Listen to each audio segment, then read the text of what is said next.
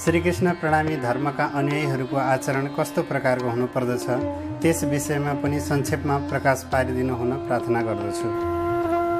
हुन त यो राम्रो प्रश्न हो अनि लामो प्रश्न पनि छ, तर धेरै कुराहरू भइसकेका छन्, त्यसकारणले कतिपय कुराहरू आइ पनि सके भने यसलाई संक्षेपमा म भन्न कोसिस गर्दैछु।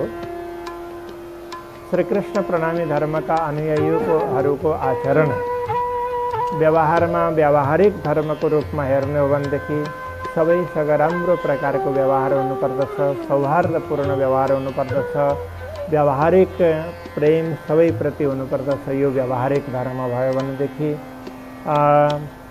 मुख्य कुरो श्रीराज्यको प्रेममा मस्त रहनुपर्दछ। श्रीराज्यको प्रेममा मस्त हुने वृत्ति जब भित्रबाट जागृत हुन्छ त्यतिखेर त्यो प्रकारको भाव आउँछ। त्यसको लागि अन्तस्करणलाई शुद्ध बनाउनु पर्दछ। त्यसकारणले अन्तस्करणलाई शुद्ध बनाउनका लागि बाह्य व्यवहारमा कुन प्रकारको आचरण हुनुपर्दछ भन्दाखेरि राम्रो प्रकारको आचरण, जुन आचरणले मन दूषित हुँदैन, बुद्धि दूषित हुँदैन, चित्त दूषित हुँदैन, अहङ्कार दूषित हुँदैन। मन बुद्धि चित्त अहङ्कारको दूषणलाई मेटाउनका लागि जुन राम्रा प्रकारका कार्य हुन्छन् त्यस्तो प्रकारको आचरण श्रीकृष्ण प्रणामी धर्मका अनुयायीहरूको हुनुपर्दछ।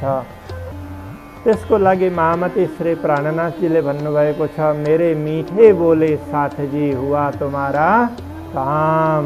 हे ब्रह्मात्माहरू, तिमीहरूले केवल बोल्नमा मिठो बोल त्यति मात्रै भनेको होइन, तिमीहरूको व्यवहार मधुर होस्, हर प्रकारको व्यवहार मधुर व्यवहार होस्, त्यो भनेर भनेको हो।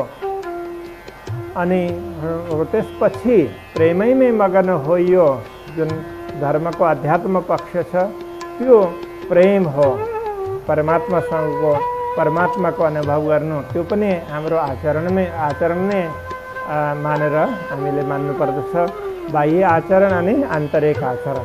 बाह्य आचरणमा हामीले यसरी राम्रो प्रकारको व्यवहार राख्नुपर्दछ।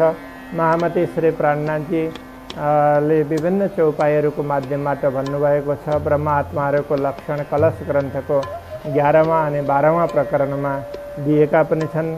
ती प्रकरणको राम्ररी हामी ती चौपाइहरूको भाव बुझ्यौँ भनेदेखि पनि हामीले कस्तो प्रकारको आचरण गर्नुपर्ने रहेछ हामी बुझ्न सक्दछौँ। हाम्रो आचरण राम्रो हुनुपर्दछ, शुद्ध हुनुपर्दछ, पवित्र हुनुपर्दछ अनि श्रीराज्यलाई रिझाउने अथवा श्रीराज्यलाई अनुकूल पर्ने त्यस्तो प्रकारको हाम्रो आचरण हुनुपर्दछ। त्यसको लागि भनेको छ, अवगुण काढे गुण ग्रहिए हारे से होए जीत। यी कुराहरू पनि आउँछन्। कोही दे त कसाला तुमको तुम भला चाहियो, तीन शरत धाम किन छोडियो, सुरत पिछे फिराओ जिन्न। यस्ता धेरै प्रकारका कुराहरू छन्। अब हामीले संक्षेपमा हेर्ने भनेदेखि हाम्रो खानपान राम्रो हुनुपर्दछ, सात्विक हुनुपर्यो, शुद्ध हुनुपर्यो। महामती श्री प्राणनाथजीले पञ्चवस्तुहरूको निषेध बताउनु भएको छ बीतको प्रसङ्गमा।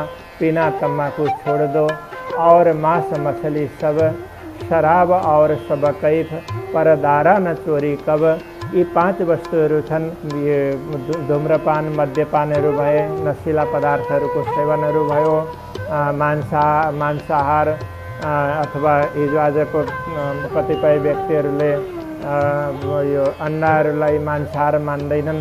अन्डा पनि मांसाहारकै अन्दर आउँछ। अनि मांस मछली यी सबै कुराहरू, सी फुडहरू, यी सब कुराहरू मांसाहारको अन्दर नै आउँछन्। यी कुराहरू हामीले गर्नु हुँदैन भनेदेखि हाम्रो आचरण राम्रो हुनुपर्दछ। सबै हामीले चोरी, झुट, कपट त्यो प्रकारको कार्य गर्नु हुँदैन। चोरी भन्नाले कसैको वस्तुको अपहरण गर्नु मात्रै चोरी होइन, हामीले आफ्नो कर्तव्यको पालन नगर्नु पनि चोरी हो।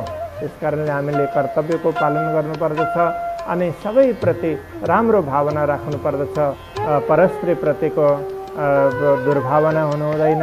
यी यस्ता आचरणहरू छन्। यी श्रीकृष्ण प्रणामी धर्मका अनुयायीहरूले गर्नुपर्ने आचरणहरू हुन् त सबैले गर्नुपर्ने आचरणहरू हुन्, तर पनि यदि हामी ब्रह्म आत्मा छौँ भन्ने प्रकारको भावना श्रीकृष्ण प्रणामी धर्मका अनुयायीहरूले राख्दछन् भनेदेखि उनीहरूको आचरण व्यवहारमा पनि यो शुद्ध हुनुपर्दछ र त्यसपछि हाम्रो पूजापाठहरू हामीले नियमित रूपमा गर्नुपर्दछ। जप तपहरू यी सबै हामीले गर्नुपर्दछ, साधनाहरू गर्नुपर्दछ, जसले गर्दाखेरि हाम्रो अन्तस्करणमा पवित्रता आउँछ। ती सबै राम्रा आचरणहरू गर्नुपर्दछ, यो हाम्रो कर्तव्य हो। अन्तस्करण पवित्र भएपछि हृदयबाट प्रेम प्रकट हुन्छ अनि पूर्ण ब्रह्म परमात्माको राज्यको अनुभव हुन सक्छ। हो यो अनुभव सबैभन्दा ठुलो कार्य हो।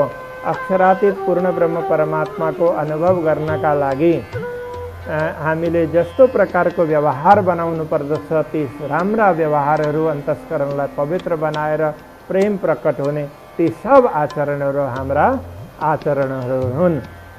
अब संक्षेपमा हेर्ने भनेदेखि यिनै कुराहरूलाई विचार गरेर जसले राम्रो आचरण गर्दछ त्यो श्रीकृष्ण प्रणामी धर्मका अनुयायीको आचरण मानिन्छ।